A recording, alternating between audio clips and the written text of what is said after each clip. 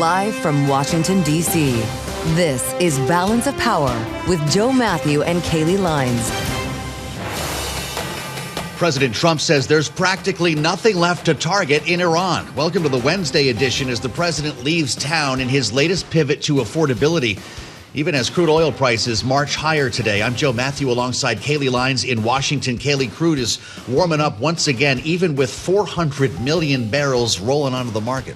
Yeah, the quantity is huge that is going to be released by the IEA. The question, of course, is how quickly can it do so, knowing that the Strait of Hormuz is still effectively shut. That's millions of barrels a day that the market is not receiving, and they can't necessarily supplement that or replace that quickly. So that's something the oil market is watching, as it also is trying to parse through the varying conflicting statements we get from the president and other members of the administration. You just said, Joe, that he told Axios we're effectively out of targets in Iran. But speaking to reporters as he was departing the White House, he actually said there's plenty more targets we could hit if we want to. It's hard to follow the beat on this, much like yesterday, with some mixed messaging coming from various agencies as well, remembering that the energy secretary had to delete a post on Twitter at one point, which argued with the narrative that was coming from the White House.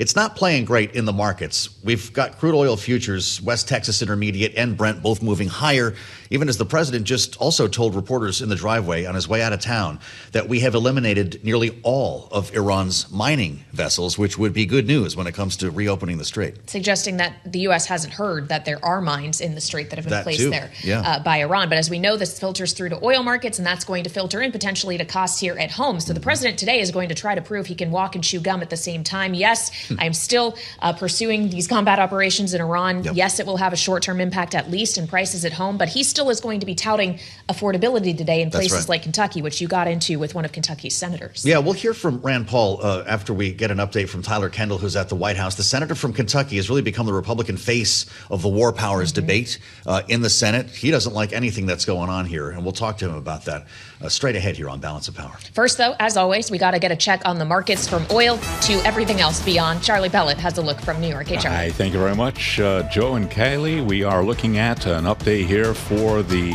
price of oil. West Texas Intermediate crude up 4.3% right now. The big story, indeed, everybody's focused on crude. 87.03 where we stand on WTI. Again, up 4.3%. Brent, the global benchmark, at 91.87, up now by 4.6%. Equities trading mixed right now. NASDAQ higher. Both the Dow and the S&P are lower. The International Energy Agency releasing 400 million barrels from emergency oil reserves. Its largest ever released to contain a price spike driven by the Mideast war. S&P right now down 7, drop there of 0.1%. Dow Industrials down 317, lower by 0.7 again. NASDAQ up by about 0.1%. All of this with the VIX holding right around 24. 10-year at 4.21%. Gold is down $14 the ounce, down 0.3 at 51.77 the ounce. And again, West Texas Intermediate crude up 4.2%, 86.93 a barrel. Oil majors are advancing today along with the price of crude. ExxonMobil up 2.2%, Chevron up 2.1%, ConocoPhillips right now up by 1.6%. Keeping an eye on shares of Papa John's International, the pizza chain, stock up now by 18.8%. Shares rallying after a report the pizza chain is drawing fresh interest, takeover interest from Qatari-based investment fund Earth Capital. Right now, again, Papa John's International, PZZA on the ticker, up by 18.9%. S&P 500 index lower, little change, down now by 0.1%. West Texas Intermediate crude up 3.9%, 86.71%. So again, stocks trading mixed. I'm Charlie Pellet, Joe Mathieu, and Kailey Leinz. That is a Bloomberg Business Flash. All right, Charlie Pellet in New York, thank you so much. I'm Kailey Leinz alongside Joe Mathieu here in Washington, where President Trump just departed. He is aboard Air Force One now, making tracks today to Ohio and Kentucky, the next leg of his so-called affordability tour, knowing, of course, that he is making these claims about affordability and trying to tout them at his various venues and in his remarks today, at the same time that there are questions as to what the economic impact will be of the ongoing war with Iran here at home, from gasoline prices and beyond. And of course, we also don't know the timeline of that war necessarily, as the president has repeatedly contending it could be end soon, that we're out of targets. Although when he spoke to reporters on his way out of the White House to Joint Base Andrews, he seemed to suggest that there still could be more to come. So let's get the latest now with Bloomberg's Tyler Kendall, who is live at the White House for us from the North Lawn. So Tyler, what exactly did we just hear from the president? Hey, Kailey, well, you laid it out pretty perfectly there. There has been some mixed messaging from the administration over the past 24 hours, and the president just moments ago saying that there are certain targets that the U.S. is currently not hitting after telling Axios earlier this morning that there is, quote, practically nothing left for the U.S. to strike. I will point out that earlier this week, President Trump did threaten to hit electricity infrastructure in Iran if disruptions through the Strait of Hormuz continue. And as you well know, they are continuing. In fact, President Trump went on to say that the U.S. has zeroed in on targeting Iranian mine-laying ships after CENTCOM gave an update earlier this morning saying that 16 such vessels have been destroyed in a bid to try to quell some of the volatility we're seeing in energy around the disruptions in the Strait of Hormuz. You guys mentioned that we're going to see this historic release when it comes to the International Energy Agency. The thing is, there are big questions here about the pace and the duration. It's not as easy as just flipping on a switch, and it's expecting to fall short of the now supply gap. And that is why it was actually so interesting to hear from the head of the IEA saying that ultimately the number one thing that could be done to stabilize the oil markets is to make sure that the Strait of Hormuz remains open. So that is going to be something that we watch really closely here, because President Trump is really starting to play defense on the issue as these higher prices trickle down to retail gasoline. It is our understanding that the administration is still mulling a few different options that they could tap to help bring down prices, including potentially floating a federal gas tax holiday, though that would require congressional approval. We're also hearing the idea of waiving what's known as the Jones Act, which mandates that vessels that transport goods between U.S. ports have to be on U.S. flagged ships. So that's another thing to watch out for as President Trump heads on this next leg of his affordability tour today in Ohio and Kentucky. Yeah, I haven't heard the Jones Act invoked in a minute here, Tyler. I'm just looking at gas prices. AAA's got the average for Ohio at $3.44. The average in Kentucky, where he'll be later on, is almost $3.20, $3.19. What kind of an address are we going to get when he speaks in Kentucky later? Is the White House telling us anything about this, or will he acknowledge gas prices in this speech tonight?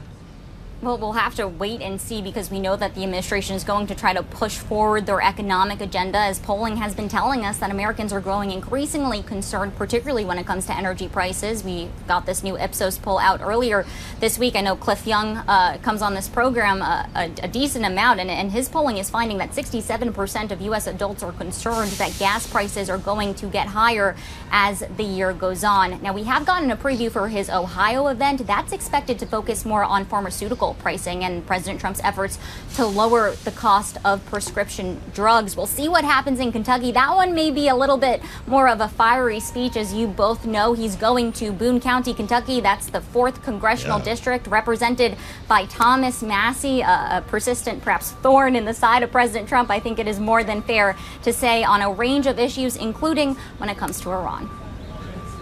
Tyler, thank you so much. Live from the White House, Bloomberg's Tyler Kendall. I got into the matter of Tom Massey. Indeed, President Trump will be in Massey's district later today when he speaks from Boone County, and we'll bring you some of his remarks if he's making news there. I spoke with Tom Massey's colleague in the upper chamber, Rand Paul, the Republican senator from Kentucky, who is not a fan of what is happening with the war in Iran. As I mentioned earlier, arguably the Republican face of the war powers debate in the Senate. He's also the man who is going to have to shepherd the confirmation process for the next Secretary of Homeland Security, as Rand Paul is the chair of the Senate Homeland Security Committee. We started with the matters of war and peace, however, and I asked him if he believed this war in Iran was illegal. Here's what he said. Well, you know, the thing about the debate over war is one of the most important debates we have. Our founding fathers had an extensive discussion over this. The Constitutional Convention, the Federalist Papers, they all had strong feelings. But interesting, even though there were differences between Hamilton and Jefferson, really they all came together and said they didn't want the president to have the power to initiate or declare war. They wanted that power to be with Congress. So this is a very important, if not the most important, congressional debate we have over war powers and over the Constitution. And yeah, I think the Constitution is very clear. You go to war, and war should be initiated through Congress. And the reason our founding fathers made it so is they didn't like war. They wanted war to be less often. They wanted war to be a rarity, not common. So last week, then, in that failed vote, Congress voted to abdicate its duties, its powers over war. The War Powers Act, a lot of people confuse it. They say, oh, it's just a reporting requirement. Yes, right. The president has to report after 60 days. It's really much more than that, because it acknowledges the first part of the War Powers Act says you have to have either a declaration of war or a vote to authorize force, or there has to be imminent danger. Yeah. That's really what our judgment should be. And so many of the arguments that came from this administration really don't hold water. They say, well, they've been at war with us for 47 years. Right. And I said, well, that doesn't sound very imminent. That kind of sounds like you might have had time to come to Congress and get a declaration of war. Absolutely. It sounds like you see this as an illegal action then. Yeah, I don't think this is what our founding fathers intended. It's not what the Constitution intends. And so I continue to support these war powers actions to try to limit the executive the same way I would did under President Obama and President Biden as well. So will that make it difficult for you to vote to support a supplemental budget request, assuming that does arrive, as we've heard? I think the biggest threat to our country and to our national security is our debt. Yeah. And so I think adding more to our debt doesn't make us safer. It actually will make us more in danger to be further in debt. So the administration has said they want to increase the budget by 50%. Yes. That sounds like a large increase, from $1 trillion to $1.5 trillion. That's right. And then in the meantime, they may ask for another $50 billion or so, maybe 100. They're already talking about, well, we got to give the farmers some money. The tariffs aren't so good for farmers. And instead of removing the tariffs that are hurting the farmers, they're going to give the farmers some money. And then they're like, well, we've had some disasters around here. Yes. So we're going to do military disasters, stipend for the farmers since the tariffs are hurting them. It'll be a mess, and it'll be something that anybody who's fiscally conservative will not support. So you're a no regardless of the number, it sounds like. Yeah, because right now our military, we spend more on our military than the next 10 countries combined. So for people to argue we're not spending enough, we're spending more than the next 10 countries combined. We spend plenty on our military. It needs to be spent wisely, but they've spent an extraordinary amount on 2 wars. We've had 2 wars in 1 month. I mean, for goodness sakes, they're talking about another war with Cuba as we speak. Right. So, they cost money. They cost lives, most importantly, but they also cost money. And I'm just not for, I wasn't for the war in Venezuela, I'm not for the war in Iran, and I'm certainly not for a war with Cuba. You're chairman of the Committee on Homeland Security. Are you hearing about domestic terror threats that we need to know about? There's been a great concern about sleeper cells, about lone wolves. Has that threat increased because of this action? I don't have specific knowledge that it has. We have not had any specific briefing to say it has, but I'm not here to argue that it isn't a potential problem. I think anytime you're at war, there is the potential for, terrorist actions. I think we already had, one shooting in Texas that people said was related to the terrorism and to the war. Yeah, some have worried that the fact that DHS, the department, not your committee, is closed right now is making us less safe. Is the ability for DHS to combat domestic terror threats compromised by this closure? Yeah, I don't know how much DHS actually does. I'm Really? one of those people who believes, of course, the FBI, has an important task in trying to look for people who are in the country that might harm us. There are aspects of crossing of borders that make a difference. But, I'm one of those who after 9/11 thought, gosh, we're just going to create these enormous bureaucracies that cost a lot of money, but don't necessarily make us safer. Interesting. So I would rather the money probably be spent specifically on detailed defenses against terrorism as opposed to a big bloated bureaucracy, which is what the Department of Homeland Security has become. Well, I know that you've got TSA workers who are going to start missing paychecks if they aren't already. I understand that Global Entry is being reopened, which I thought was an interesting headline this morning, considering the strain on the system. How long can TSA hold up without getting paid? I've been for a reform of this. I think what we should do, if you work for the government and I have a contract and I pay you $80,000 a year, it's a breach of contract. We should just keep paying everybody. The appropriations could be for a lot of other things that are optional, but the employment's not so optional, particularly of like air traffic controllers. I fly all the time. Frankly, I want my air traffic controller to be well paid, well rested, and not unhappy when he or she comes to work. So there is a reform that's floated around, and I've voted for it several times. And this isn't the first time, or won't be the last time there's a debate over funding. The debate is actually healthy. What is unhealthy is that not paying workers. And so I think the workers, if they're working, ought to be paid. And so I'm for a reform that anytime we have a shutdown, the contract aspect of the workers that we pay should just go on despite the impasse. Well, so what's it going to take to reopen this agency, and would maybe a new secretary do the trick? You're going to be tasked with this confirmation process. Have you scheduled a hearing? Next week, if all the paperwork's done. There has to be an FBI background check, and there has to be some ethics documents, and the minority party has to have a certain amount of days to look at these. Understood. And these are things we agreed to. If it can all be done, we're going to try to do the hearing and the vote next week. But I think that overall, my suggestion, I'm not sure they're going to listen to me, my suggestion would be to acknowledge that there have been failures with ICE and that they're coming out with new policies and new regulations as to how their agents behave. When I had the agents come in recently, the head of ICE and the head of the Border Patrol, I asked them that specific question. You know, if I'm me to you and I'm the ICE agent, you're yelling at me, is it okay for me to lunge at you and spray you right in the face with pepper spray for your words? And he said no. But that's what we were seeing in all of those images. We saw women thrown to the ground for yelling at officers.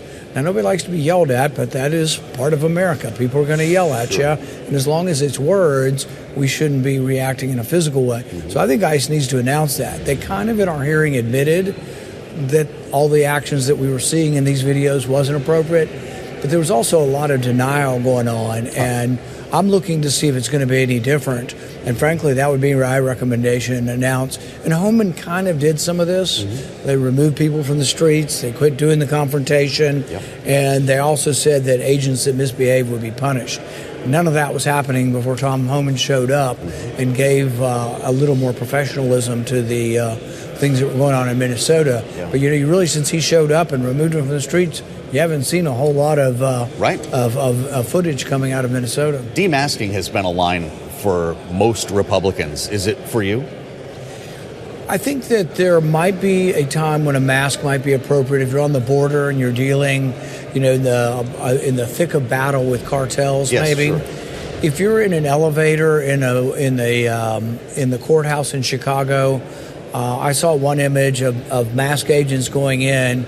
It was 3 or 4 moms and 10 kids, and basically rounding them all up and being masked. Look, the bailiffs aren't masked. The Chicago police aren't masked.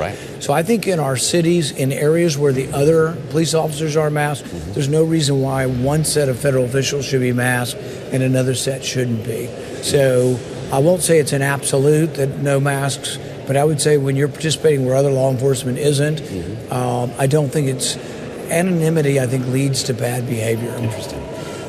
What do you make of the nomination of Senator Mark Wayne Mullen, and did the senator from Oklahoma jeopardize his standing with you with some of the colorful language he used to describe you last month? He called the chairman a snake. You'll find out more if you come to the nomination hearing. I promise you there will be a good and fulsome hearing. Okay. Sounds like everyone sees him getting this job, though. Will he be confirmed in the end? We'll see. Okay. President Trump is on his way to Kentucky today. The affordability tour lands in Tom Massey's district. What are people in Kentucky telling you about $3.20 gas right now? I'm a big supporter of Thomas Massey. I have campaigned with him. We'll continue to campaign with him. He released some material yesterday that was pretty extraordinary. His opponent, actually, when Donald Trump won the nomination in 2016, left the party in disgust. So it's ironic that the president is now supporting a guy who hated Donald Trump so much that he left the party, only came back into the party when Joe Biden became president. So there is a certain amount of irony there, and voters actually know this stuff. And this will be all over, and is all over television right now, that his opponent basically left the party because of Donald Trump. Wow. So can he get over that irony? I don't know. I think a lot of people are going to say, well, what's up with this, you know? Right. But there's a lot of respect for Thomas Massey. I mean, look, he took an issue that the president had promoted, revealing the Epstein files. The president was all for it. Thomas Massey took that issue and ran with it, an issue the president supported until the president didn't support the issue anymore. But think about the effectiveness of a guy who only had 3 Republican allies when it started, and in the end passed it unanimously in the House, passed it unanimously in the Senate, and the president signed it. That is an extraordinary feat. Yeah. So I think a lot of people see that Thomas Massie is quite effective, and I would say he's also the most fiscally conservative member of the House. It's a conservative district. I think he's actually doing pretty well. Well, indeed, you have a lot in common, and to your point, you will campaign for him for his reelection? Absolutely. Do you have plans to be on the stump anytime soon? I've already done 2 days with him. I have 2 days coming up in 2 weeks, and we just added another 2 days. So I will spend a lot of time in the district. We're raising money for him, and he will be outspent. They'll probably spend $20 to $30 million trying to defeat a Republican, which really is, to me, a waste of money to try to beat a Republican. But they're also trying to beat the most conservative member of the House of Representatives.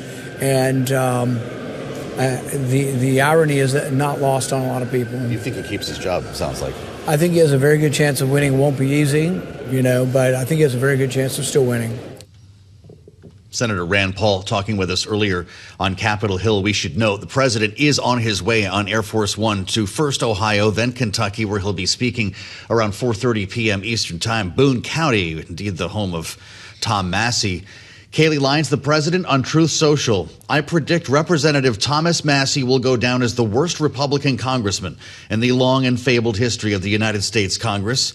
He has a few examples to list there and goes on to say that Massie, who is running against a great American patriot in the Kentucky primary, will hopefully lose big. I suspect we'll hear a lot about that later on. Yeah, well, we did hear about that from Tom Massie himself, who posted in response to that on X, I predict President DJT will begrudgingly sign my beautiful Epstein Files Transparency Act. Oh, wait.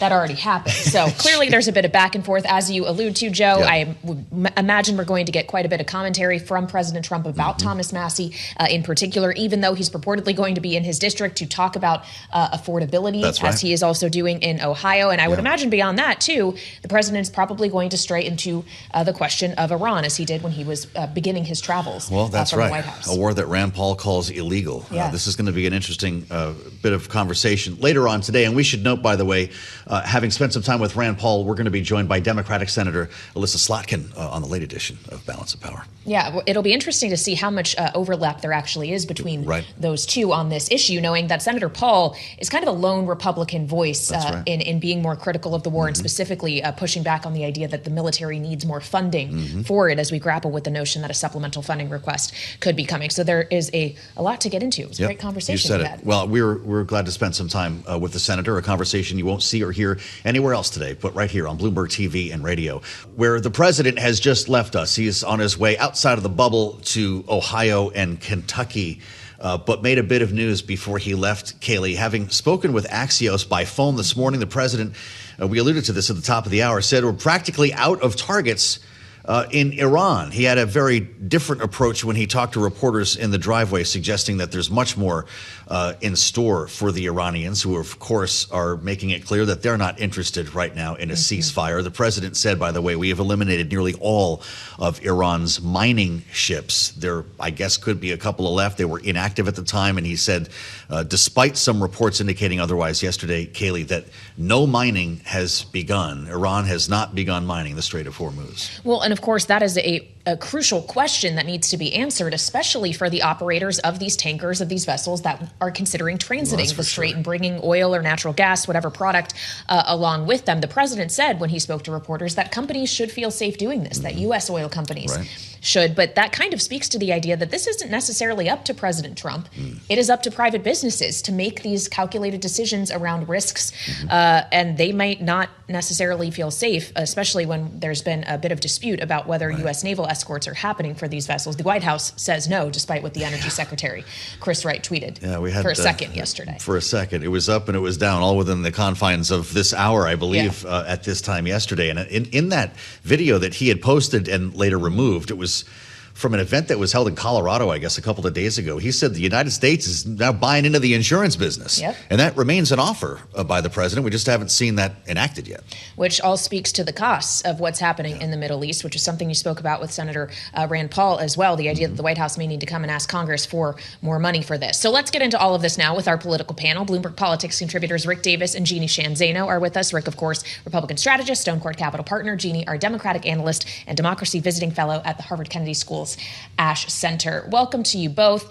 Rick, I feel like every time we talk to you, and we do so frequently, we're asking a similar question about what exactly the message is that President Trump and the administration is trying to send when it comes to Iran right now. What's your best guess? Well, I think they're in the declare victory mode, from what I can tell. The president has sort of been testing out a lot of different messages over the course of the last couple of days.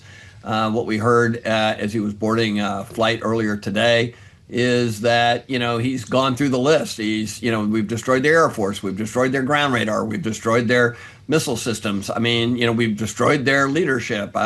He's like, we barely have anything else to target anymore. But then under his breath, he'll say, but there are other things we can target.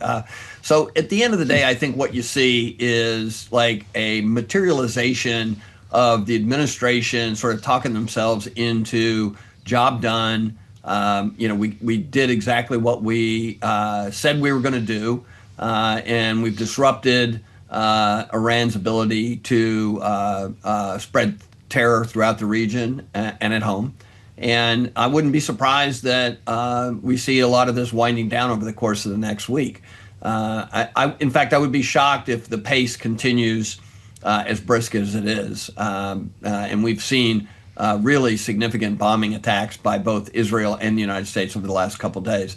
It's pretty clear, both in Israel and in other parts of the Middle East, that Iran has significantly reduced their attacks on those targets. There just simply aren't as many missiles being lobbed into these areas that there were in the early stages of this campaign.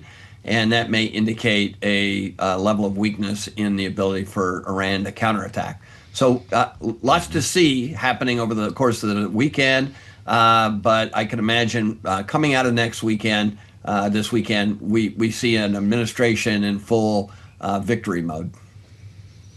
Interesting. Senator Chris Murphy has been busy on Twitter, Jeanne, of course, an important foreign policy voice on the Democratic side of the aisle. And he says, I was in a 2-hour briefing today on the Iran war. All the briefings are closed because Trump cannot defend this war in public. And he says, of course, he can't disclose classified information, but you deserve to know how incoherent and incomplete these war plans are. This is a multi-post thread here. Maybe the lead, he says, is the war goals do not involve destroying Iran's nuclear weapons program. They confirmed regime change is also not on the list. And he says, okay, what are the goals then? It seems primarily destroying lots of missiles and boats and drone factories. The question that stumped them: what happens when you stop bombing and they restart production? They hinted at more bombing, which is, of course, he says, endless war. Is that how you see this? I don't know how else we could see it. We have a United States government that went in, to Rick's point, there has been no clear objective laid out. But we do hear three things: end their nuclear capacity or their ability to build nuclear weapons, get rid of their ballistic missiles program, and end their support of these proxies. To do that, you need regime change. And you can't just get rid of a regime. You need to get rid of that regime and replace it with one that isn't interested in any of those goals. And by the way, is also friendly to the United States and Israel. Exactly the opposite has happened. We now have the Ayatollah's son, who has been named supreme leader. He is reeling from U.S. bombings and Israeli bombings that killed his wife, his child, his father, and many family members. The president is on TV on Fox saying things like, well, I might talk to them again. Except, do we think that the new supreme leader is in any mood to talk to the United States? They did that after the 12-day war last year, and they got bombed again. So that seems to be off the table. Not only is this regime still going, either you have people rallying for it in the streets, you have ballistic missiles apparently still there, you have 900 pounds of nuclear enriched uranium over there that's got to be taken out. So any of these sort of objectives, as we've heard them, none of them have been achieved. And the president, for all of his sort of bravado and bro talk about how well we're doing and we've destroyed them and we've done this and we've done that, he can't point to one objective that he has achieved.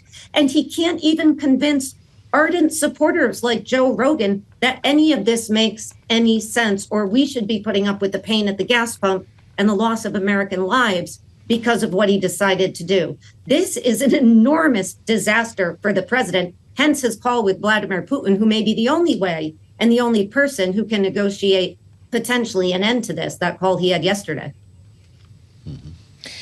Well, when we consider the idea of regime change, Rick, Senator Lindsey Graham, who, of course, has been a big proponent, an advocate for this action in Iran, has clearly been frankly thrilled with what he has seen over the course of the last 12 days, has suggested this cannot be successful. You cannot have complete victories. The president has said he wants, if the Ayatollah's son effectively is still in charge, if that is who ultimately replaces the late supreme leader. How loud a voice is that in President Trump's ear, knowing that it does seem that Lindsey Graham has had a great deal of influence on this so far? Well, if you listen to Lindsey Graham, he'll tell you that he's been a big influence in Donald Trump's ear. Yeah. And there certainly is lots of evidence that that may be the case. He's certainly getting a lot of blowback from MAGA superstars around the country who feel like Lindsey has sort of brought Trump along into the, neocon, hawk defense world that they campaigned heavily against. Look, I mean, we have to constantly remind ourselves that Iran has been the biggest spreader of terror around the world, killing thousands of people, Americans to boot, for 47 years. And so, we're not dealing with a regime that has any good track record. And if you go to Israel today, you find every opposition politician who don't have any love for Bibi Netanyahu praising him for the gallantry that he has shown in trying to extinguish an existential threat to that state. So when you look at the various audiences at work here, and certainly Lindsey Graham is sensitive to the security of Israel, you wouldn't be surprised that he would be such a cheerleader for this kind of an initiative. Rick, Jeanne mentioned the new supreme leader, the new Ayatollah, who is reportedly not only mourning the loss of family members, as Jeanne mentioned, but he's trying to heal from injuries sustained in one of our strikes in the early going here, including injuries to his legs, reportedly. He's alert and sheltering at a highly secure location with limited communication. Based on your experience with the American and Israeli militaries, Rick, is this an individual who's going to see the end of the week? Can he even go outside? Well, I don't think there's any hesitation based on what we've seen so far with these strikes of this magnitude to not target him. He is just as much a target as his father was at the time. Yeah. He's just as opposed to Iran entering the world community as his father was. And he stands between a population that's split on whether they want a religious regime or a secular regime. And I'm hopeful that if there is a cessation of military activity, regardless of whether the current supreme leader survives it or not, that we give a chance for the people of Iran to make some choices about who's going to run their country and not have it imposed upon them by out-of-touch clerics. When we consider, Jeanne, the future of Iran as well, how is the sentiment about the U.S. in particular going to be shaped by the Iranian fatalities we've seen, including a report suggesting the U.S. thinks an early report suggests it was our Tomahawk missile that hit that elementary school? Yeah, it's just devastating. And as opposed to taking responsibility for that horrific mistake, which to hear the president suggest that Iran had stolen Tomahawk missiles and had these precision missiles and shot them at a girls' school and killing over 170 people, there's absolutely no evidence of that. If the U.S. did it, it was an attempt to hit that navel. We should apologize and take responsibility. Horrific, and works against everything Rick was saying about the people on the ground wanting to work with us. The president was asked about that. We should note in the driveway, he said he didn't know anything about that finding. Rick Davis and Jeanne Zaino, thank you both for an important conversation. This is Bloomberg TV and Radio. As we return here to Balance of Power on Bloomberg TV and Radio, where we, of course, try to bring you the facts, and we never want to be alarmist, but I do want to call attention to some reporting that just came out from ABC News, who has seen an alert or reviewed one, that the FBI is warning police departments in California in recent days that Iran could retaliate for American attacks by launching drones at the West Coast. According to ABC's reporting, there's been information acquired that as of early February of this year, Iran allegedly aspired to conduct a surprise attack using, and I'm quoting directly, Joe, unmanned aerial vehicles from an unidentified vessel off the coast of the United States homeland, specifically against unspecified targets in California. Now, we should note This is just a report by ABC. Bloomberg has not verified this, but we did hear from President Trump when he was departing the White House en route to Ohio and Kentucky today that he is not worried about an Iran-backed domestic terror attack. I asked Senator Rand Paul, who of course chairs the Homeland Security Committee, that very same question. If the closure of DHS and the strikes against Iran combined to create more urgency, if he was hearing anything, he knew of no credible threats or no increase in chatter even from beforehand. To your point, this was information acquired in February in the event that the U.S. conducted strikes against Iran. I can't imagine how an unidentified vessel off the coast of California would be out there for very long without us knowing about it, but this is a pretty scary report. Well, absolutely, and it does call attention to the fact that even as President Trump is suggesting the war may be over soon or we're running out of targets, even though he doesn't always necessarily stick to that language, that does not mean that Iran is willing to throw in the towel at this point, or that it is done with its own retaliatory measures. As the Speaker for the Parliament yesterday said, they're not interested in a ceasefire right now. I'll mention as well a headline just crossed the terminal, the IDF. This is Israel, of course, detecting launch of missiles from Iran. They are working to intercept them as we speak, and this has been the deal on a daily basis here since this all began. Just crossing the terminal now as we bring in the voice of Patrick McHenry. I'm glad to say, and we've got a lot to talk about here, that we carved out a good chunk of time for the former chairman, former Speaker Pro Tem, former chairman of the Financial Services Committee, I should note, Patrick McHenry, and Bloomberg Politics contributor. It's great to see you. Great to be with you. I don't even know where to begin here, so we may as well start with Iran since we're already talking about it. War powers are out the window.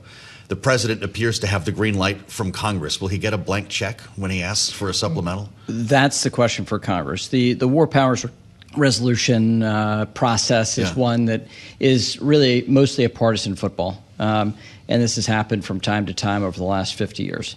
The real question for Congress is on funding, right? This requires the president to go make the case to the American people on a timeline and a set of goals. The goals can dictate the timeline, right? But you have to have one of those public markers, right? We currently don't have that from the administration, at least not, as Kailey said, on a consistent basis from the president and from important cabinet leaders. That means that congressional leaders are in the dark about those goals and therefore the timeline. They're going to be put to answering the question here on replenishing the munitions that are being used in a really substantial way. And one of the largest actions we've taken since Barack Obama's first year in office. And so this is going to be a large funding request. Congress is going to have to go through this. It will require a bipartisan vote in both the House and the Senate. Which means the Democratic Party will have to have a sense of the meaning and purpose of this as well. Well, we've heard from at least one Democrat here at Bloomberg. Joe spoke with your former colleague, Congressman Wasserman Schultz, who suggested she actually would be open for a supplemental. Unsolicited. She thinks, that the troops need to be supported effectively, knowing that this is an election year. Every decision by these representatives is being made with that in mind. Can Democrats really be seen voting against the troops if this comes down? No. And therefore, it then exacerbates the divide within the Democratic Party. You have a very substantial anti-Semitic wing on the progressive left that has now entered politics. You have some of that on the right, but it's much more predominant on the progressive left. This will be exacerbated by our coordination with Israel against our mutual enemy in Iran. You also have that question on the Republican side of the aisle, which is the divide between the anti-interventionist MAGA wing that has had a substantial voice in the president's administration, namely with J.D. Vance, and those that are okay with intervention to some degree. So that exacerbates the divide in both parties when you're going for funding on Capitol Hill.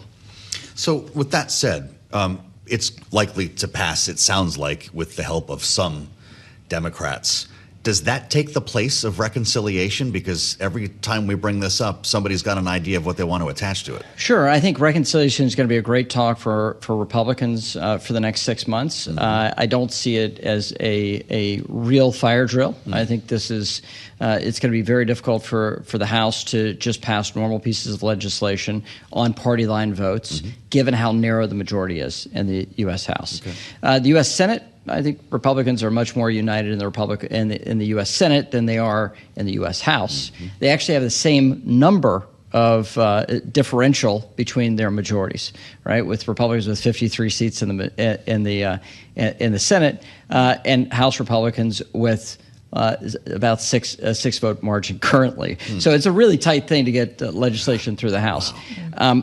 So reconciliation, it's a shirts and skins, Republicans versus Democrat operation. Right. It's going to be very difficult for the House Republicans to pull this thing together. So now's the chance. Best case.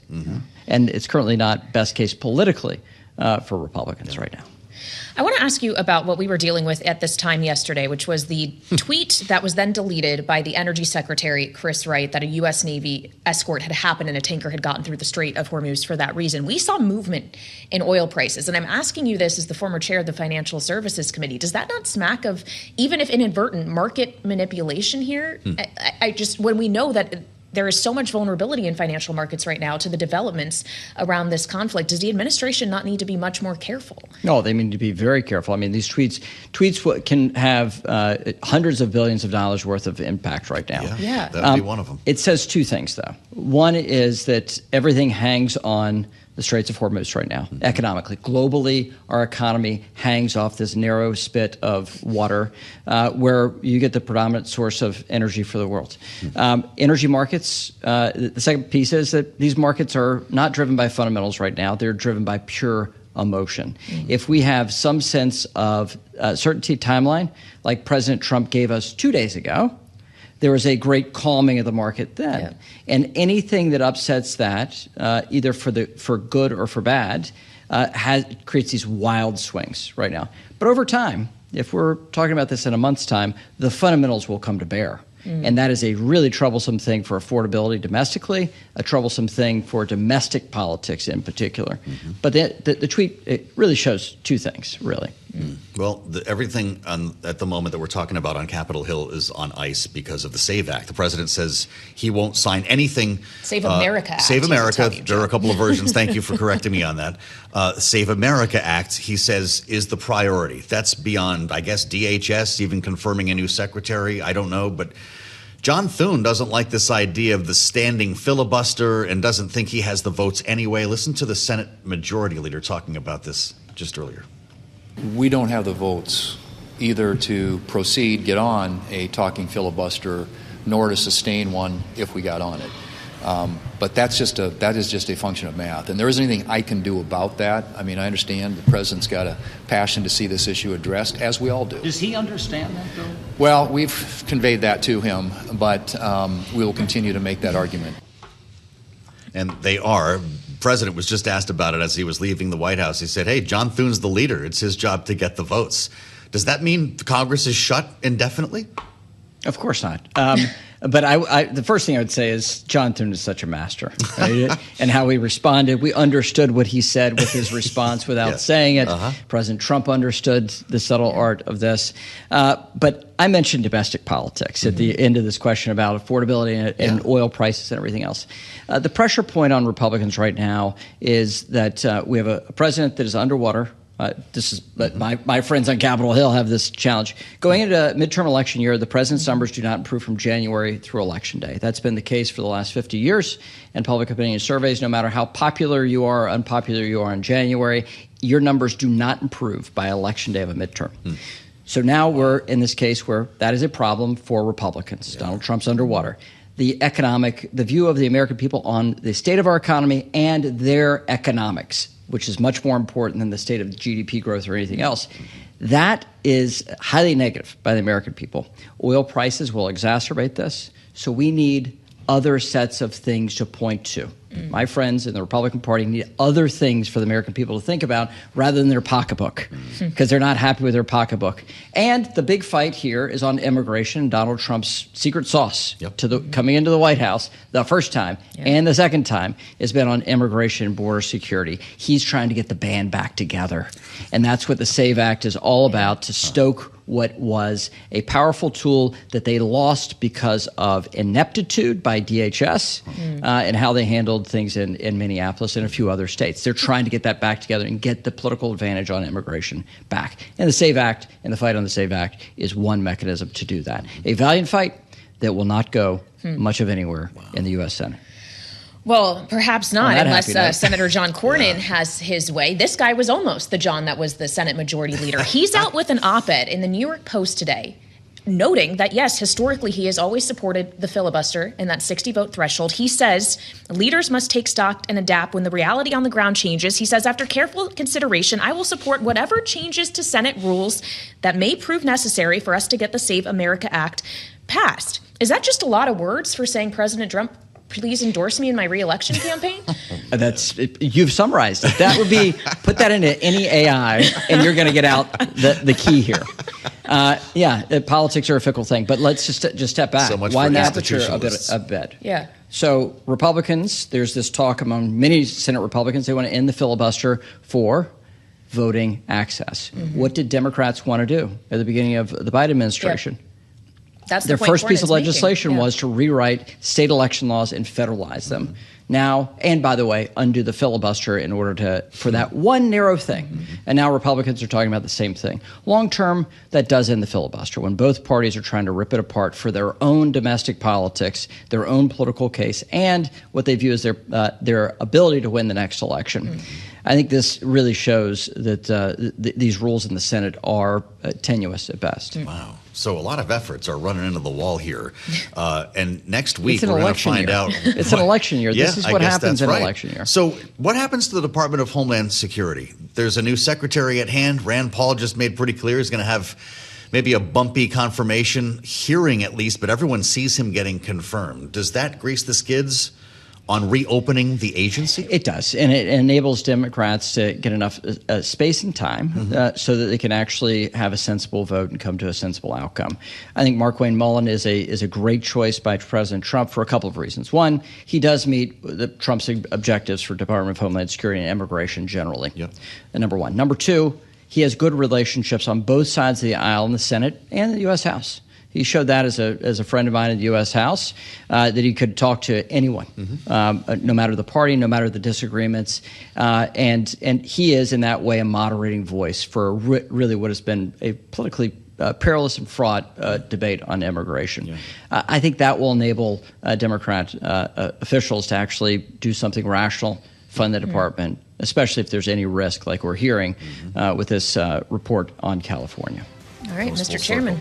Always great to have you. Of course, a Bloomberg Politics contributor now, but the former chair of the House Financial Services Committee, Patrick McHenry, here with us on the early edition of Balance of Power, but we'll have much more ahead at 5 p.m. I think it would arguably it'd be more difficult now for the chairman to hold the gavel than it was when he did, which is saying a lot. We'll meet you back here on the late edition, as Kailey says, 5 p.m. Eastern, only here on Bloomberg TV and